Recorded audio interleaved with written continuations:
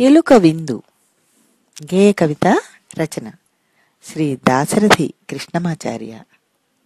పిల్లి ఎప్పుడు ఎలుకలను వెంటాడి తింటూ ఉండడం మనకు తెలుసు కదా. పిల్లితో స్నేహంగా ఉందామని ఒక ఎలుక పిల్ల పిల్లిని విందుకు పిలిచింది. విందుకు వచ్చిన పిల్లి ఏం చేసిందో చూడండి. ఎలుక వచ్చి పిల్లి బావనేమనన్నది, అలుక వీడి తన ఇంటికి రమ్మనన్నది. అసలు పిల్లి అలిగి ఎలా కూరుచున్నది, ఎలుక పిల్ల ఎన్నడేమి పెట్టలేదని విందు చేతు నేడు నీవు రమ్మనన్నది. ఎలుక మాటలకు పిల్లి నవ్వుకొన్నది. ఎలుక ముందు పిల్లి వెనక ఏగుచున్నవి, కలుగులోన రెండు కూడా కలుసుకున్నవి.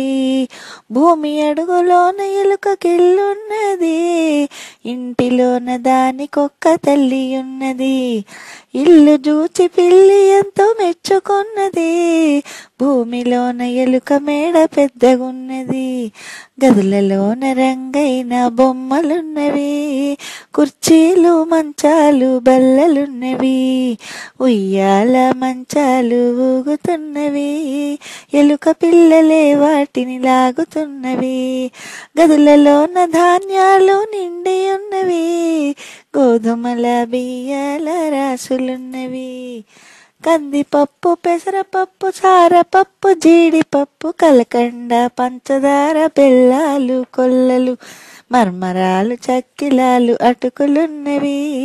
మణుగు బూరె పూర్ణాలు, అరిసెలున్నవి. వంట ఇంటి నుండి నేతి వాసనొచ్చెను, వాసనతో పిల్లి నోట నీరు వచ్చెను. కొత్త చుట్టమొచ్చెనని ఎలుక తల్లి మురిసింది, వెండి పూల పీట మీద పిల్లిని కూర్చోమన్నది. అరిటాకు విస్తరిలో అన్నం వడ్డించారు, కూరలన్నీ చుట్టూ వేసి చారు గిన్నె పెట్టారు. వెన్న కాచి నెట్టి నెయ్యి అన్నంలో వేశారు, వట్టి వెళ్ళ విసని కర్రతో పిల్లికి విసిరారు.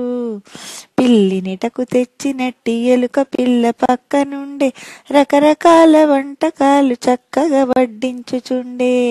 అతిథికేమో కావలెనో అడుగుటకై ఎలుక పిల్ల పిల్లి ముందరే పీటను వేసుకొని కూరుచుండే.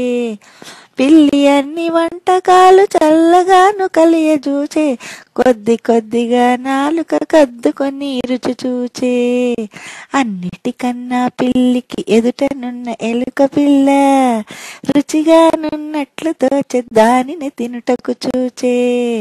గబాలున్న ఎలుక మీద గంతు వేసే పిల్లి తాను, ఎలుక పిల్ల దాని నోట ఇరుక్కున్నదప్పుడే కీచు కీచుమని ఎలుక కేకలు పెట్టగా సాగెను. ఇంటిలోని ఎలుకలన్నీ ఏమిటేమిటని చూచెను. నోట కరుచుకొని ఎలుకను పిల్లి ఉరక ప్రయత్నించెను. తల్లి ఎలుక రోకలితో తల మీదొకటి దంచెను, తల్లి ఎలుక రోకలితో తల మీదొక్కటి దంచెను. ఎలుక పిల్ల నోటి నుండి ఎగిరి కింద పడ్డది, పిల్లి పరుగు తీసి బయటి వసారాలో పడ్డది.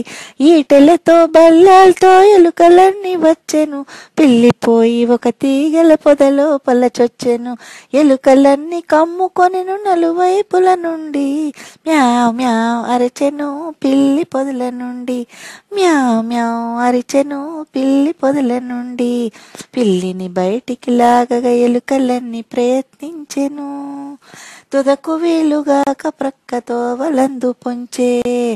ఎలుక లేకెనని పిల్లి యువతలికే తెంచే, ఇంతలోన ఎలుకలన్నీ పిల్లి పైకి దూకే. పిల్లి ఎలుకల గోలకు ఇల్లు ఇల్లు మారు మోగే, ఇంటిలోన పిన్న పెద్దలెల్లరూ నిద్దుర లేచిరి. ఆ తరువాత ఏమైందో ఊహించి చెప్పండి.